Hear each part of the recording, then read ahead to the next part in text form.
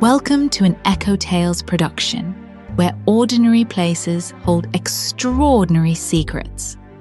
And every story invites you to listen a little closer.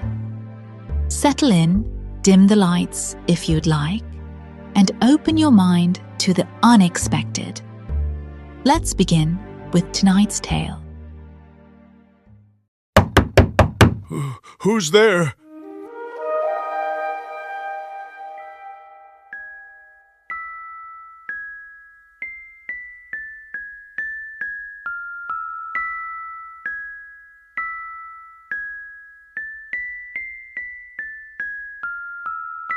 Henry Collins has lived alone for several years now.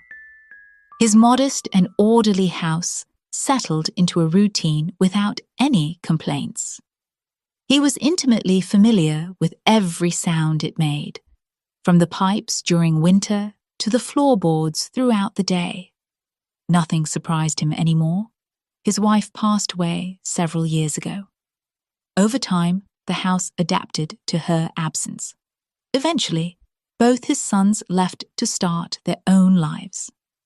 Evan, the oldest, lived nearby, only a few blocks away. It was close enough to visit, but far enough to maintain the distance that adulthood brings. He bore a striking resemblance to his mother. Evan and Henry shared a close bond, and they spoke frequently, sometimes even daily. Luke, Henry's younger son, relocated to the other side of the country. Despite the distance, Luke held a significant place in his life. Although their phone calls were less frequent, they were lengthier. The two would coordinate visits and make plans with a mutual understanding that time was something they couldn't control. Henry made a habit of keeping his mobile phone turned on by his bedside and charging it overnight. He followed an early routine, and with time, he came to realize that the quiet hours were simply filled with anticipation. It was comforting to know who truly belonged in his life and where they were meant to be. This brought him a sense of peace and tranquility. Henry hadn't always lived in his current circumstances. There was a time when the household operated with dual rhythms, characterized by coordinated morning routines and evenings spent in thoughtful discussions, indicative of a shared life. His wife knew the house as well as he did and contributed to its gentler ambience. After she passed away, the house stayed unchanged for quite a while. Henry slowly adjusted to living alone, keeping some routines while letting others go. He learned which habits could be kept and which ones dissolved on their own. Sometimes, he still left things where she would have placed them. Other times, he simply noted her absence and moved on. Henry's grief came slowly, allowing him time to adjust. His sons remained close to him. While they had distinct personalities, both were deeply attuned to their father and understood his needs and expectations. Henry spoke of them often, and their names were a steady comfort in his thoughts. More than anything, Henry took comfort in his routines and the steady, predictable structure of his everyday life. We'll return shortly with Act 1.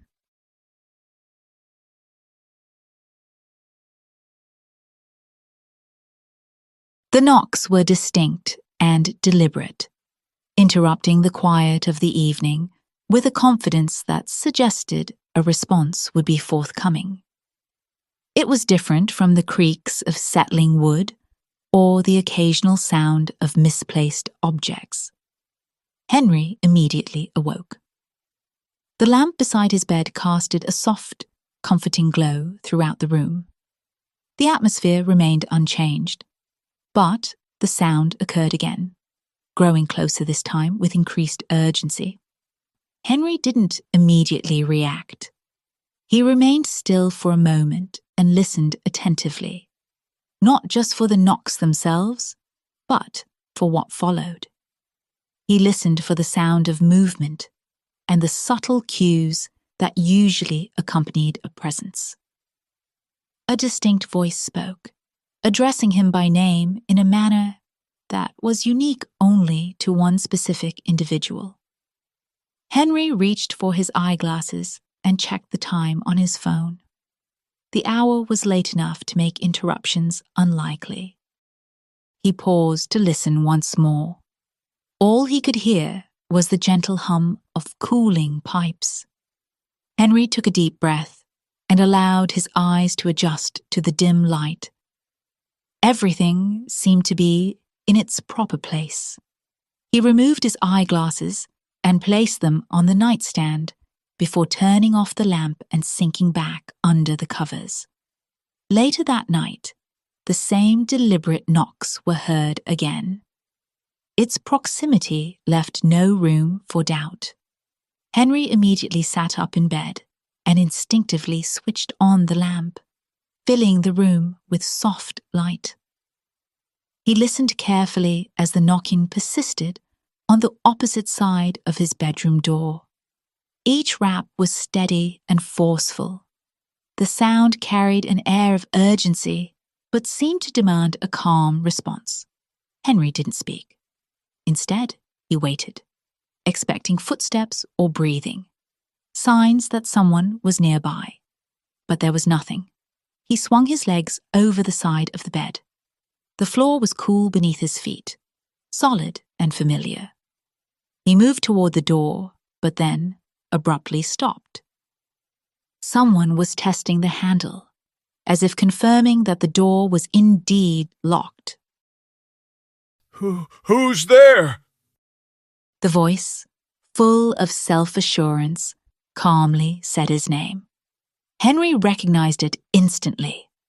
A sudden tightening gripped his ribcage, and a memory surfaced without warning.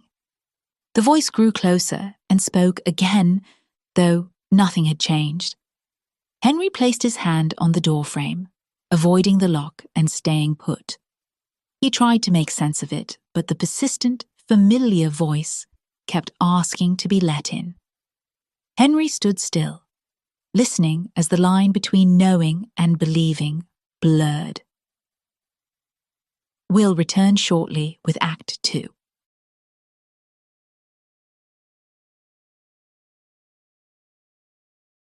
Henry didn't open the door. Instead, he stayed put with one hand resting lightly against the doorframe and the other near the hallway light switch. He listened intently for proof that something tangible occupied the space on the other side. A sign that the voice he heard came from someone with measured breathing and movement. No unusual occurrences were apparent. The house maintained its structure. Pipes emitted a faint whisper behind the walls, while the refrigerator began its cycle.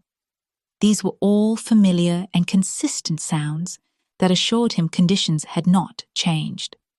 Then the pressure returned. It felt like a subtle shift just outside the door, as if whatever was there had repositioned itself. The doorknob turned again, but this time much slower. Henry stepped back, not realizing how close he'd been, until the space widened between himself and the door. The distance felt necessary and instinctive. He reassured himself that it was caution, not fear. He reached for his eyeglasses and put them on, as if clearer vision might help him comprehend what was happening. Though he couldn't actually see the hallway beyond the closed door, he could visualize every detail.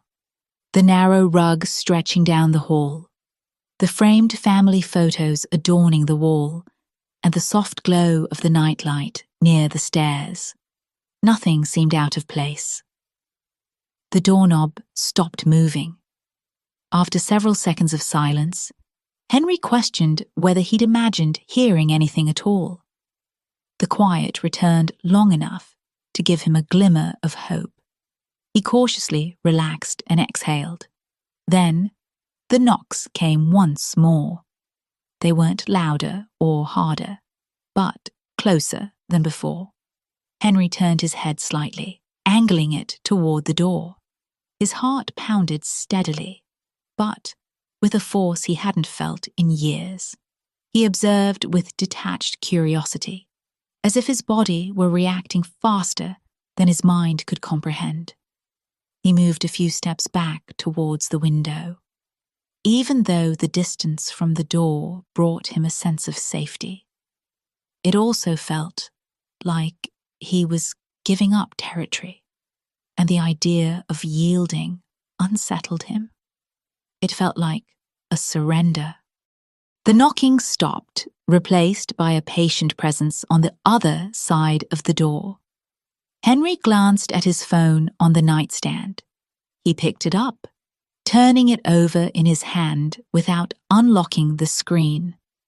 The weight of the phone grounded him, and the thought of reaching someone quickly provided a faint thread of comfort. He no longer listened for sounds at the door, but instead for the ease of his own recognition. His body had reacted before he could think, a response more unsettling than the knocks themselves. Familiarity should make sense, yet this did not. Henry sat stiffly on the edge of the bed. The mattress creaked softly beneath his weight. He kept his eyes on the door, watching for any change. The doorknob moved once more, this time with intent. Henry closed his eyes, uncertain and unmoved, caught between familiarity and doubt. He remained suspended between what he knew and what he could no longer trust himself to recognize. We'll return shortly with Act 3.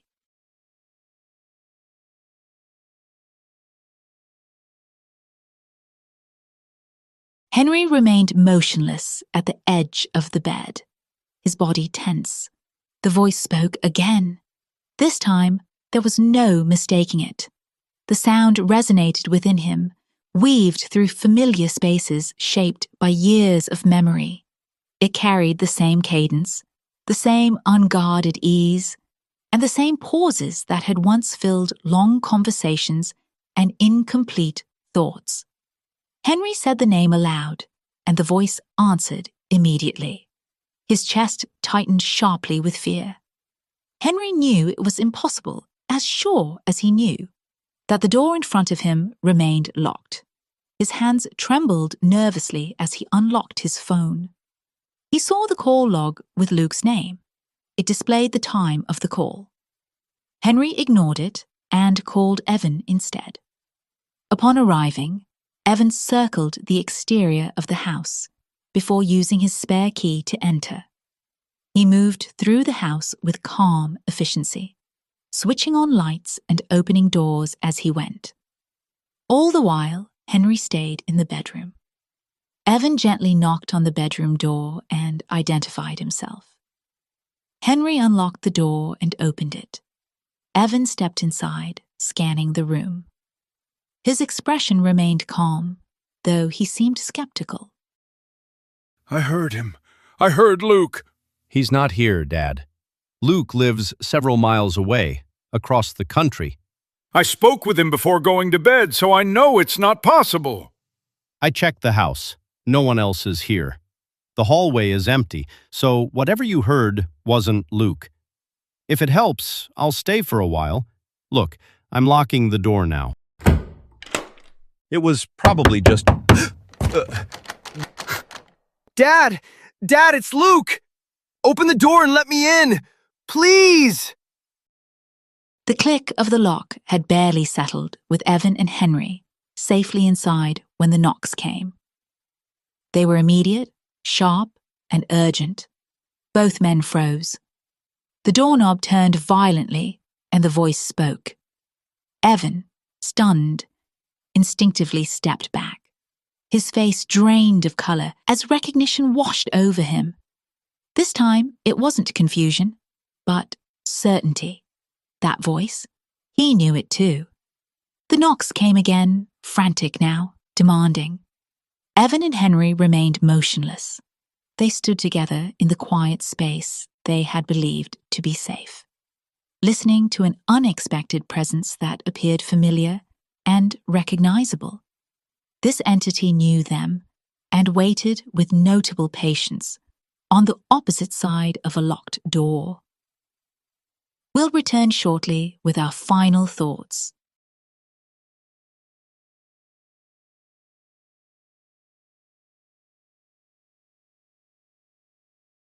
Morning came without incident, and Evan decided to spend the next few nights in his old bedroom. Neither of them spoke about the events of the previous night. There were no words that could adequately describe what had transpired. Luke phoned a few days later. His voice was steady and normal, with nothing unusual or out of the ordinary. His conversation with Henry wrapped up as it always did, with a gentle exchange and plans to speak again soon. Yet, Henry left a chair leaning against the locked bedroom door and the phone within reach. Some things didn't need to return to be remembered.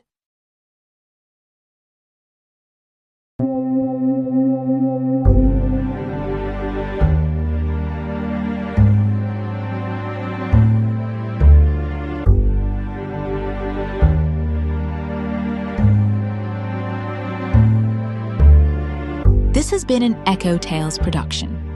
Thanks for listening. We hope you enjoyed today's story. Join us again for more intriguing tales from the shadows and the spaces in between.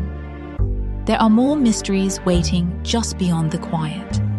Until next time, keep your eyes open.